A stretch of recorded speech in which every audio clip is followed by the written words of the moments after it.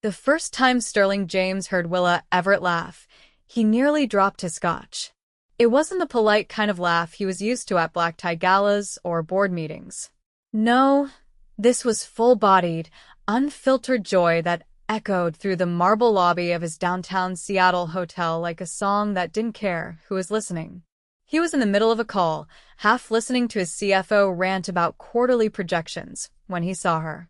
She was standing by the front desk, hugging what looked like a giant cardboard rocket ship. Her hair was a mess of soft waves, cheeks flushed, eyes bright as she laughed at something the little boy beside her said. "Zeke, we can't build your rocket in the lobby," she said, still laughing, "unless you want to get us banned from every fancy building in the city." Zeke, maybe 7 or 8 years old, grinned up at her like she'd just promised him the moon. Sterling didn't realize he was still staring until someone cleared their throat behind him. "Sir," his assistant, Amanda, said, glancing nervously between him and the front desk. "Your car is waiting." He blinked and looked away. "Right. Yeah." But as he stepped into the Bentley waiting outside, her laugh stuck with him. It was annoying, honestly. He had a meeting with investors in 20 minutes and was already late. He had no time for distractions, especially ones that came with cardboard rockets and sticky-fingered kids. Still, that night, her laugh followed him all the way to the penthouse. Sterling James wasn't used to second-guessing anything. At 33, he was one of the youngest self-made millionaires on the West Coast. His luxury hotel chain, Orem, had exploded over the last 5 years, and now he sat at the top-class office, private jet, custom Italian suits. He had everything. Or so he thought. The next morning, the woman from the lobby was back. This time, she had paint smudges on her jeans, a coffee in one hand, and Zeke skipping beside her carrying a glitter-covered spaceship. "Ma'am, I'm sorry," the concierge said, flustered. "But you can't." "It's okay," Sterling interrupted. He didn't know why he said it. He was on his way to a breakfast meeting and already on edge, but something about her made him pause. She turned, surprised, eyes locking onto his. For a second, she looked like she might bolt. We're just delivering this to the kids' charity event upstairs," she said. "We're not staying long." He looked at the spaceship, then at her. "That's a lot of glitter." She laughed again. That same laugh. It hit him straight in the chest. "Yeah, sorry. Glitter's kind of Zeke's thing." She nudged the boy gently. "Say hi." Zeke gave a shy wave. "I'm not supposed to talk to strangers." Sterling crouched slightly. "That's smart." "I'm Sterling." Willa raised an eyebrow. "The Sterling." He stood again. "Depends on who's asking." "I'm Willa." She extended a paint-streaked hand. "We run a weekend art program at the community center." "I didn't mean to cause any trouble." "You didn't." He meant it. And it was weird because he usually hated interruptions. But something about her made the sterile marble lobby feel warmer. She nodded. "Thanks for stepping in. We'll be quick. Take your time." He watched them disappear into the elevator, Zeke bouncing in excitement, Willa still smiling. He was late again, but for the first time in years, he didn't care. Over the next week, he found himself looking for her. He told himself it was ridiculous. She wasn't even his type. She wore paint-smeared jeans, not designer heels. She laughed too loud. She talked with her hands. She didn't seem impressed by his suits or his hotel or his money. And yet, every time she walked through the lobby with Zeke, something in him tugged hard.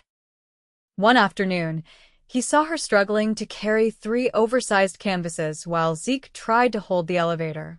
"Need help?" he asked, already reaching for one. Willa looked up, startled. "You again? You always carry your entire art supply store through my lobby?" She grinned.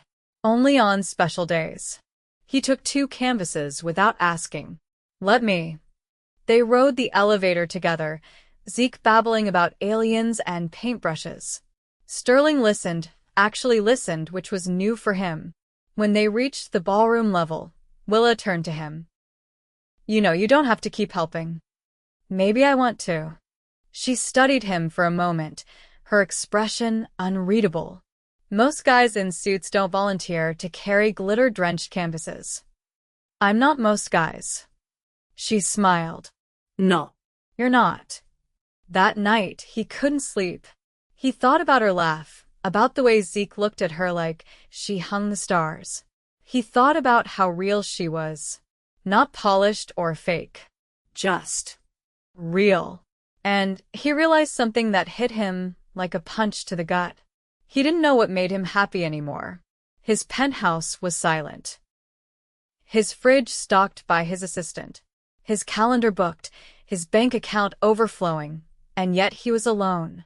2 days later, he found himself standing outside the community center. It was loud and chaotic and filled with glitter and screaming kids, but there she was, sitting cross-legged on the floor, helping Zeke glue foam stars to a cardboard moon. When she saw him, her eyes widened. Sterling. He stepped inside. I brought pizza. Her brows lifted. You brought pizza to a kid's art class? yeah. I thought maybe you could use a break. She stared at him like she couldn't decide if he was insane or amazing. Then she laughed. And just like that, he knew the millionaire life wasn't enough. Not without her laugh. Not without her. Willa hadn't expected him to actually show up again. She'd figured the pizza thing was a one-time gesture, maybe guilt, maybe boredom, maybe just a rich man's whim. But then Sterling James walked into the community center the following Saturday like he belonged there, sleeves rolled to his elbows, a tray of cupcakes in one hand and a roll of paper towels in the other. Thought I'd come prepared this time, he said, stepping around a spilled bottle of orange paint before she could warn him. Willa folded her arms, eyeing the paper towels. You brought reinforcements. That's bold. I heard last week's glitter incident is still part of the floor, he said. Figured I'd earn my place. You're not scared of a little mess? He leaned closer, voice low. You have no idea what I've walked through in handmade shoes. Zeke tugged on Willa's sleeve, eyes wide. Can Mr. Sterling help us with the alien masks? Sterling crouched beside him. Only if you show me how to make one that scares your mom. Zeke gasped. She doesn't scare easy. I like a challenge. Willa blinked. You're really doing this? He looked up at her. Looks like I already am. She didn't know what to make of him. 1 minute, he was this untouchable hotel mogul. The next, he was on the floor pretending to be terrified of googly-eyed aliens made from tissue boxes. He didn't flinch when glue ended up on his shirt. He didn't act like he was slumming it. He just fit. And that unsettled her more than anything. She caught him watching her a few times, not in that slick, practiced way men sometimes did, but like he was trying to memorize the way she moved. Like he didn't understand why he couldn't stop. Later, as she rinsed paintbrushes in the sink, he leaned against the counter beside her. You always do this? He asked. Volunteer art classes? Yeah. Zeke loves it. And it's cheaper than therapy. You're raising him? He asked carefully. She nodded. My sister passed 2 years ago. It's just been the two of us since. He was quiet for a long moment. I didn't know that, he said finally. You weren't supposed to, she replied, shaking out a brush. We don't usually get millionaires in here asking for our resumes. You think that's all I am? I think people with money tend to orbit different planets. He studied her. And what planet are you on? Whichever one still makes rent with 3 jobs and a 4th cup of coffee. His smile faded just a little. I didn't mean to make this harder for you. She glanced at him. You didn't. I just don't know what to do with you. You could let me take you out. She laughed, short and surprised. That's your solution? Is it a problem? She turned to face him fully, arms crossed. I live in a 2-bedroom apartment with a kid who thinks aliens live in our attic. I have paint under my fingernails and a car that only starts if I hit the dashboard twice. You live in a glass tower with a doorman and a closet probably bigger than my entire kitchen. So yeah, I'd say it's a problem. He didn't look away. Then let me show you why it's not. She opened her mouth, then closed it again. She hadn't expected that. Not the intensity in his voice. Not the way he looked at her like he wasn't just asking for a date, he was asking for a chance. I don't do casual, she said finally. I don't want casual. She searched his face for irony, for some hint that this was a game. But there was only sincerity. Unsettling, unflinching sincerity. I'll think about it, she said, brushing past him. That night, after Zeke was asleep, she found a small package on her doorstep. No label. Inside was a single paintbrush reel sable, the expensive kind wrapped in a velvet ribbon. Tucked beneath it was a handwritten note. For the artist who makes space rockets out of cardboard and still flies higher than most. No signature. No pressure. Just a gift.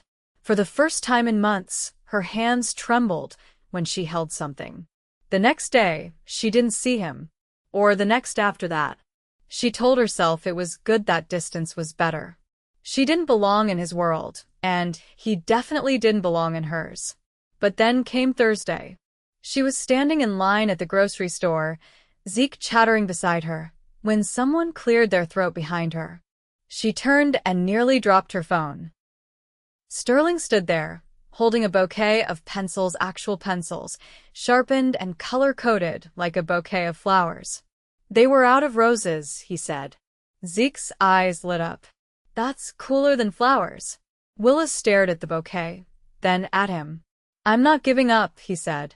You don't have to say yes, but I'll keep showing up.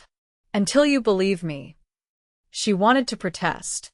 To tell him she didn't have time for this, for him, for hope.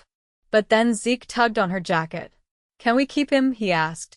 Sterling raised an eyebrow. That's one vote in my favor. She sighed and shook her head. Fine, she said. One dinner. His smile was quiet but devastating. Friday. I'll pick you up. Somewhere with real food, she warned. No lobster foam or $20 salads. Noted. As he walked away, Willa looked down at the pencil bouquet in her hands.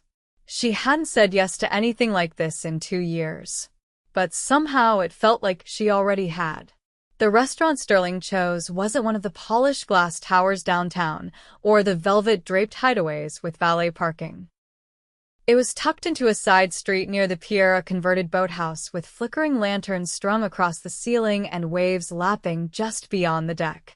Willa stepped out of the car cautiously, tugging her denim jacket tighter around her. She hadn't known what to expect. But certainly not this. You said real food, Sterling said as he joined her on the dock, hands in his pockets. I figured lobster foam was off the table. She gave a quiet laugh despite herself. You found the one place in the city that smells like salt water and garlic. I'm impressed. I called in a favor with the chef, he admitted. He owed me a weekend from a property deal in Capri. She raised an eyebrow. Of course you have a history with a boathouse chef. I've got a history with everyone, he said. But not like this. They walked inside, where a corner table had already been set with mismatched plates and flickering candles in old wine bottles. The air smelled like fresh basil and grilled fish. No menús, no taxido servers. Just the warmth of something that didn't try too hard. You're not what I expected, she said once they'd sat down. Most people expect a man with a private jet to be unbearable. I was going to say emotionally unavailable. He poured her water from a glass decanter. I was for a long time. The words hung in the space between them. Honest. Bare. She ran her fingers along the edge of her plate. So why now? I didn't know I was waiting for something different, he said. Until I heard you laugh.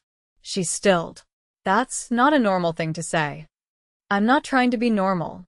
Their food arrived in steaming bowls, handmade pasta, roasted vegetables, crusty bread still warm from the oven. Willa took a bite and closed her eyes in appreciation. Okay. I get it. This is dangerously good. He watched her, not touching his plate. You're not used to people doing things for you. I don't have time to get used to it. I'm not asking for time. I'm asking for trust. She opened her eyes. That's harder. I know. They ate in silence for a while. Not awkwardly. Just letting the quiet fill in what words couldn't. When dessert came, something involving honey and blackberries, Willa leaned back in her chair. This doesn't make sense, she finally said. What doesn't? You. Me. This dinner. It feels like we're skipping steps. You want to talk about taxes first? He teased gently. Start slow. I want to not get pulled into something that doesn't last. He didn't look away. Then let me prove it's not temporary. She hesitated, then said, Zeke's never had anyone stick around. Outside of me. Sterling leaned forward. I'm not scared of sticking. She didn't answer. But she didn't pull away either. After dinner, they walked along the pier. The air had cooled, the water dark and endless beside them. I used to come here when I first moved to Seattle, she said. Before everything. My sister and I would sneak fries from the boardwalk and pretend we were tourists. You were close. She was the only person who knew all my worst decisions and still thought I was worth something. You are. She looked at him. You don't know enough about me to say that. I know you give more than you get. You put everyone else first. And you still show up smiling. I don't always smile. But when you do, he said, it changes everything. She stopped walking. Don't say things like that unless you mean them. I don't say anything I don't mean. They stood in the dark, ocean stretching out beside them, lights from the city blinking in the distance. Willa crossed her arms, more to steady herself than from cold. I don't know how to do this with someone like you, she said. Then let me meet you where you are. She turned to face him. I can't offer you anything glamorous. I've had glamorous. It's empty. I'm tired, Sterling. All the time. I'm scraping by. Then let me carry a little of it. You don't even know what it's like. I know what it's like to have everything and feel nothing. That counts for something. She looked at him for a long time, as if trying to see past the polished exterior, past the tailored coats and calculated charm, past the man everyone else saw. What do you want from me? She asked. He took a breath. Dinner again. A walk. 100 conversations. Something real. She closed her eyes for a moment, then opened them. I can't promise anything. He offered his hand. Then don't. Just take this. She stared at it, then slowly, almost reluctantly, placed hers in his. When he dropped her off that night, he didn't kiss her. He didn't push. He just waited until she looked at him and said, You're not like I thought. And he replied, You are exactly what I didn't know I needed. Inside her apartment, Zeke was curled on the couch, half asleep, a babysitter flipping through a magazine nearby. Willa thanked her, tucked Zeke into bed, then sat on the edge of her mattress and stared at the paintbrush still wrapped in velvet on her nightstand. Everything about her life had been predictable until now. She knew the rhythm of survival. She knew how to brace for a disappointment. But she didn't know how to brace for someone actually staying. And that terrified her more than anything else. Because for the first time in a long time, she wanted to believe. She wanted to believe he meant it. The knock on Willa's door came just after sunrise.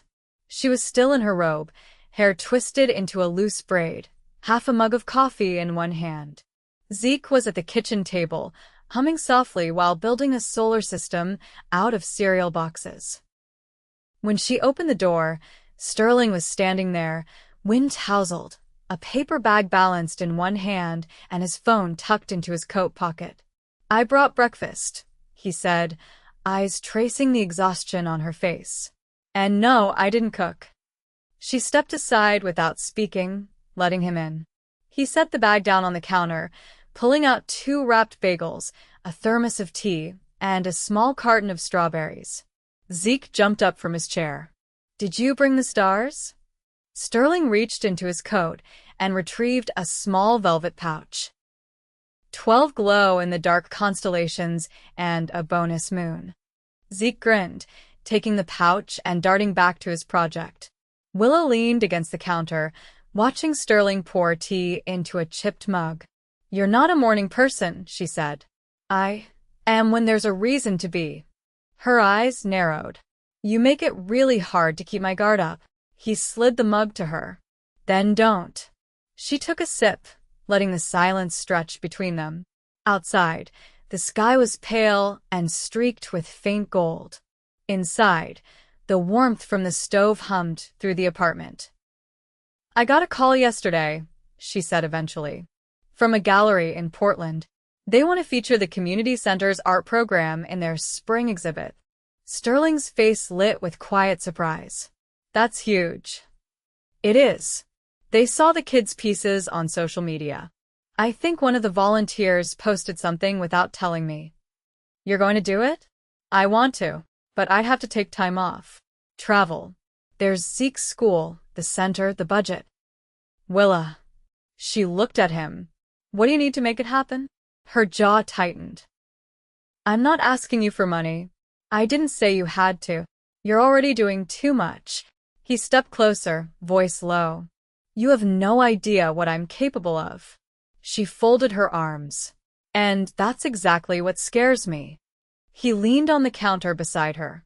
Let me offer something that's not about money. I'm listening. I know a logistics firm in Portland. I can get the entire exhibit transported safely. I'll make sure the center gets visibility. No checks. No favors. Just connections. She hesitated. That's still helping.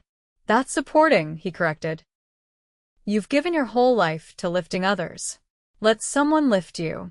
For a long moment, she said nothing. Then, softly, I don't know how to let go of being the one who holds it all together. He nodded. Then start with one hand. The next week moved in a blur. Sterling kept his promise, arranging the transport and promotion of the exhibit without ever once making Willa feel like she owed him anything. She met with the gallery over video calls, juggled lesson plans, and worked late into the night framing pieces with the kids. Sterling showed up when she didn't ask him to. He fixed the broken heater in the center's storage room himself. He drove Zeke to school when Willa was running behind. He never hovered, never interfered, just filled in the cracks no one else saw. One evening, after dropping off supplies, he found her sitting alone on the center's rooftop, legs crossed, eyes fixed on the skyline. He sat beside her without a word. You ever wonder if everything's going to fall apart the moment you breathe too deeply? She asked. All the time.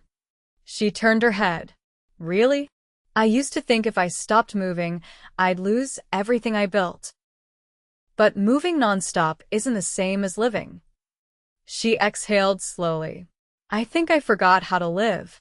Somewhere between the hospital bills and court hearings and trying to convince Zeke he was still safe. He is safe. With you. Her voice was barely a whisper. But who makes me safe? He reached for her hand. Let me. She didn't pull away.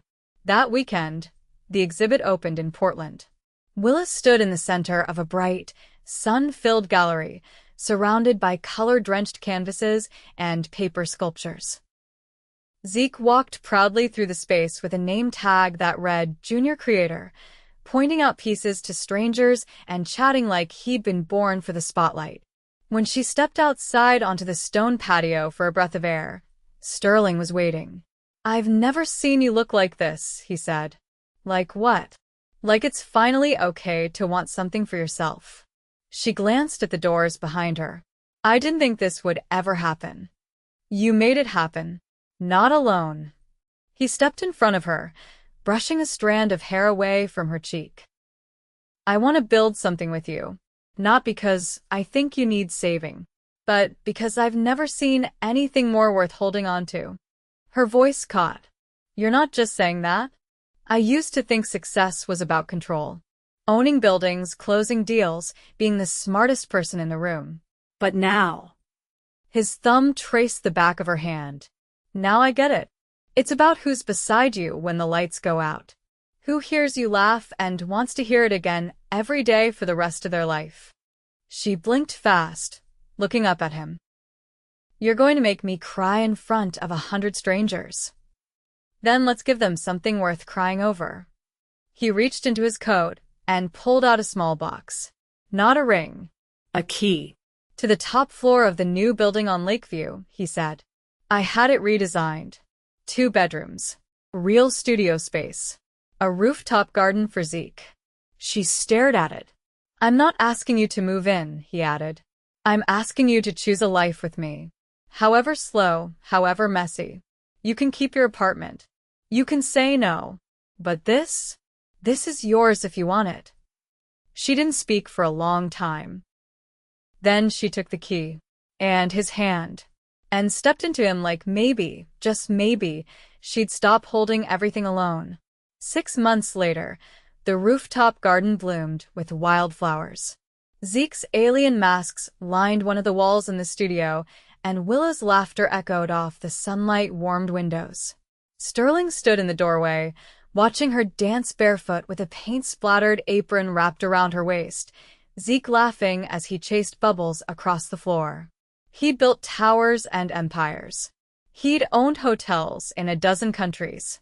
But this was the only thing he'd ever truly needed. The morning of Willa's art grant ceremony arrived with a sky streaked in soft lavender and gold. The gallery had nominated her for a regional award recognizing emerging creative leaders, something she would have laughed at a year ago. But now, as she stood in front of the mirror adjusting the collar of her deep forest green dress, she didn't feel like someone pretending to belong. Sterling watched her from the bedroom doorway, arms folded, a quiet pride in his eyes that said more than any speech could. He was already dressed in a charcoal suit, the tie she'd picked out lying neatly beside him on the dresser. She turned to him, holding it out. You're not wearing the one with the diamonds woven in? That one's for intimidating boardrooms. This one's for celebrating you.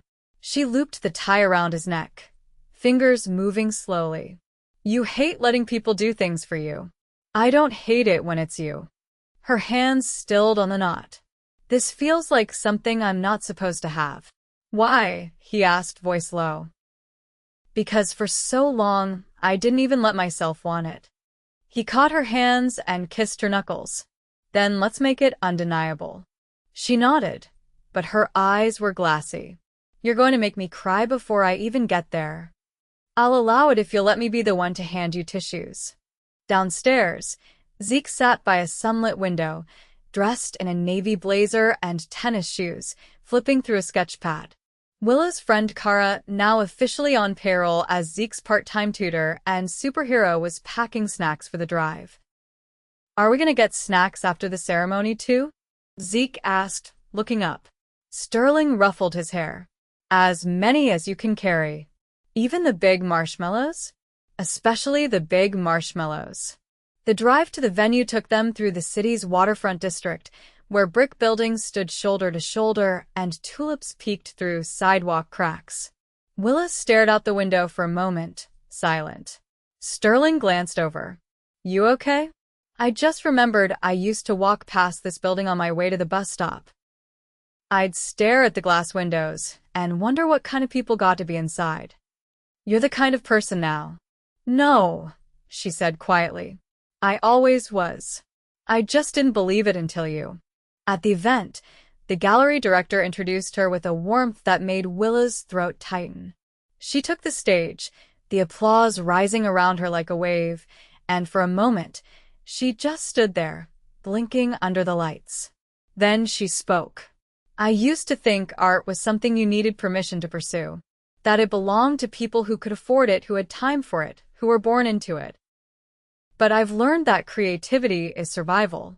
It's how you make sense of the hard days, how you give yourself color when everything around you feels gray. She paused, eyes sweeping the crowd until they landed on Sterling and Zeke in the front row. He was holding Zeke's hand. I lost a lot before I found the courage to create again. But I gained something bigger. I gained a family who saw my worth before I did. And I stand here today because someone reminded me that I didn't have to do it alone. There was a beat of silence. Then the room erupted into applause. Afterward, as guests mingled and champagne glasses clinked, Sterling led her out to the rooftop garden above the venue. There, surrounded by ivy-covered walls and twinkle lights, a table had been set for two soft music playing, candles flickering in the breeze. Willa turned to him, stunned. You planned this. I thought maybe you'd want to celebrate without 100 people watching. You remembered I hate big crowds. I remember everything. She stepped closer. You never stop surprising me. I'm not done yet. He reached into his coat and pulled out a small velvet box, not rushed, not theatrical. Just a man standing under an open sky, ready to change her life. Her breath caught. Sterling, let me say this first, he said, voice thick. I didn't know what love was until I met you. I knew success. I knew control. But you taught me how to be still, how to open up, how to build something that doesn't collapse the second I stop holding it up. He opened the box. Inside was a ring, simple, elegant, a thin gold band with a single stone that shimmered like starlight. I want to build everything with you, he said. Not later. Not someday. Now. Marry me, Willa. Let's make this permanent. She didn't cry. She didn't hesitate. She took his face in her hands and kissed him, deep and certain, like it was the only answer that ever made sense. Yes, she whispered against his lips. Yes, yes, yes. Below them, the city moved on, cars honking, lights blinking, lives unfolding, but on that rooftop, time stilled. Later that night, back at the Lakeview apartment, Zeke was fast asleep with his new marshmallow stash tucked under his arm. Willa stood barefoot on the balcony, her head resting against Sterling's chest as they looked out over the glittering skyline. Do you ever miss the way things were? She asked. No, he said, wrapping his arms around her. Because this is the first time it's felt real. They stayed like that for a while, no words, no rush, just the quiet knowledge that they had made it through the hardest parts and found something unshakable. A few months later, they married in the rooftop garden where he'd proposed. Zeke walked Willa down the aisle, his alien mask peeking out from under his suit jacket. The vows were simple, but the emotion behind them filled every corner of the space. They didn't jet off to a private island or throw a celebrity-studded reception. Instead, they danced barefoot under the stars, surrounded by the people who had lifted them when they couldn't lift themselves. And when the music faded, and the fairy lights dimmed, and the world was quiet again, Sterling pulled her close and whispered into her ear, "This is only the beginning." She smiled, resting her head against his heart. And it was.